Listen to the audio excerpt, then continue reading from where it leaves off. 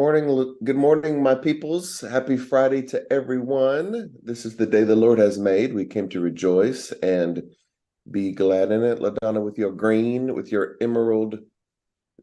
What kind of green is that? Is that forest green, emerald green? I think it would be forest or olive. Olive. It's not a hunter.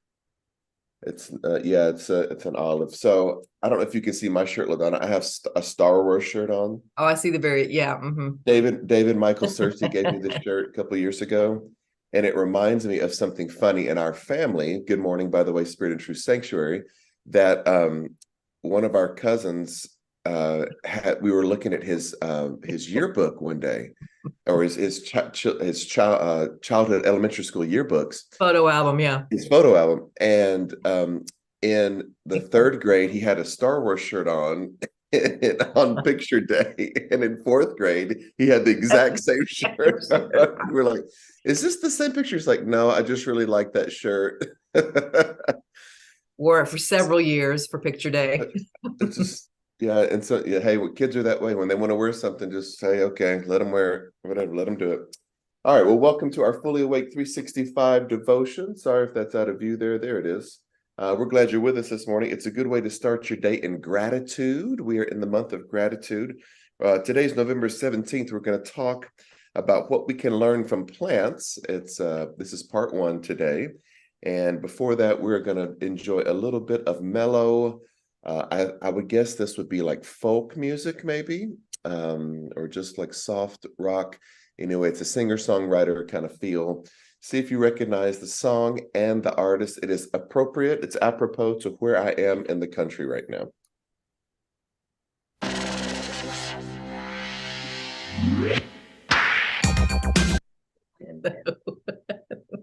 That's not the one. Sorry, people. That was from Monday. This is what's playing. It's James. I keep.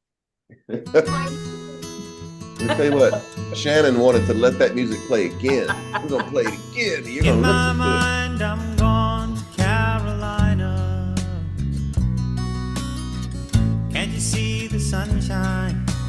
Can't you just feel the moonshine? And ain't it just like a friend of mine to hit me from behind? Yes, I'm gone to Carolina in my mind. Karen, she's a silver sun. You best walk her away and watch it shining. Watch her watch the morning come. A silver tear appearing now. I'm crying, ain't I? Gone to Carolina in my mind. There ain't no doubt. All right, if that song didn't bring you a little bit of peace, it's hard for you to get peace. That's I love the artist, love the song, love his voice, love the guitar playing. Looks like somebody jumped in there and got it. I do want to say the song that was playing before that was from Monday. And that was Shannon's let the music play. So Shannon was going to, by God, we're going to let the music play today. You're not going to play this other song. So all right, Brendan, talk to us. I promise I was clicking on the top song. My computer had a mind of its own. Okay, so Miss Bobby and Dr. Sharunda got Carolina on my mind. And over on YouTube, okay, here we go, YouTube people. I was wondering if anyone was going to get the artist. Miss Margie, Sandra, Laverne, Terry Salcedo all guessed the song, but Sandra, Laverne, and Terry guessed James Taylor. JT in the house before there was a Justin Timberlake. You and I are so much alike. That was already in my mind to say that he was the original JT before Justin Timberlake. Look at us.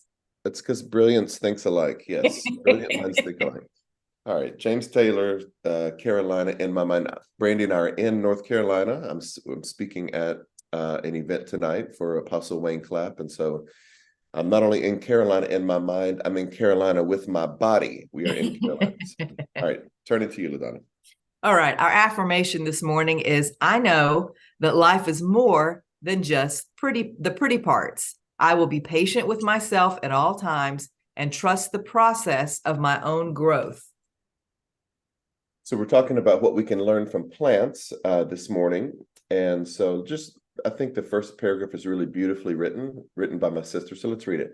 It says, when strolling through a garden, the beautiful flowers are usually the first thing that catch our eye. But just like in life, there's more to a plant than just the pretty part. The actual flower comes and goes. Some types bloom only for a few short weeks, and others have no flower at all. So the introduction gives us a little hint that everything in our life is not just the rose petals. Some things in our lives are growing in the dirt. They are blossoming in darkness, in transitional seasons. I love the image of the lotus flower. The lotus flower really is like it lives most of its life under the mud, in the dirt, and it blooms very kind of quietly at night. Think about the times that we've heard something in our conscious minds that we weren't ready to accept yet. Maybe a phrase that a teacher said to us, or something of a spiritual guru in some ways. Mentioned something that opened up a portal, but at first we weren't ready to accept it, and that seed has to kind of go down into our subconsciousness, and then over time it becomes watered, and we go, wow, I think I heard that 20 years ago. I'm ready to entertain that thought now. All of that kind of deals with the flowers, not just the petals. Sometimes the important parts are maybe even the parts that are unseen. Just because a plant doesn't happen to be in bloom doesn't mean it's dead or isn't serving purpose. Sometimes there are dormant seasons. It means that at this particular time there is no bloom present. Even though the flower may be the prettiest part, it's not the most important. And its presence or lack thereof doesn't determine the overall health of the entire plant. The lesson we can learn from that is that things are not always as they appear on the surface. Wow, sometimes there's an inner work. There's something happening in the inner kingdom first, as within, so without. And just because your life is not exactly coming up roses, as it were, at the moment, doesn't necessarily mean that something is wrong. Yeah, sometimes we're not in trouble, we are in transition. It might mean you're in a dormant phase outwardly, while much work, evolution, and growth is taking place under the ground or inwardly in your root system. Look at that. So in order to manifest things outwardly, there has to be a shift inwardly, a change of mind, a change of thought, a change of consciousness. But that doesn't immediately produce things in your outward manifestation. It takes a little time. It takes a little time sometimes. Yeah, it just takes a little time for that inward thought to really take over the full habitation of your change of consciousness, for that manifestation to show itself. So if it's happening in your root system, if it's happening in your mind, if it's happening within, you can trust that even though there's not a bloom yet, it will bloom. As within, so without. As a man thinks in his heart, so is he. Learn not to judge your own life or the life of others only by what is showing on the outside. Flowers are indeed beautiful, but they are only part of the story, what we can learn from plants, part one. All right, back to you, LaDonna. All right, our ending prayer is source of beauty. Help me learn and understand that beauty is more than skin deep. What goes on inside me can create as much beauty as what goes on the outside. Help me to be patient during times of inner growth. Amen. Be patient today, LaDonna. We're being patient with ourselves, with how we're learning to navigate our divine creativity. Thanks for joining us this morning. Hopefully everybody has a great Friday, beginning of your weekend. We are looking forward to seeing you on Sunday morning, whether you come in person or virtually. We're going to talk about enemies of history. It may be obviously a little bit of a twist. What you might think is the enemy of history may not be what we're going to talk about. How do we avoid becoming enemies of history?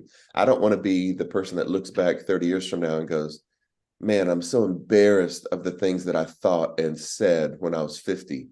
I want to be open to what Spirit is saying right now and not be hard-headed. So how do we become allies of history? How do we work with history to create and affect positive change? We're going to talk about that some on Sunday. Looking forward to seeing you again Sunday morning. Have a great day. Go in peace.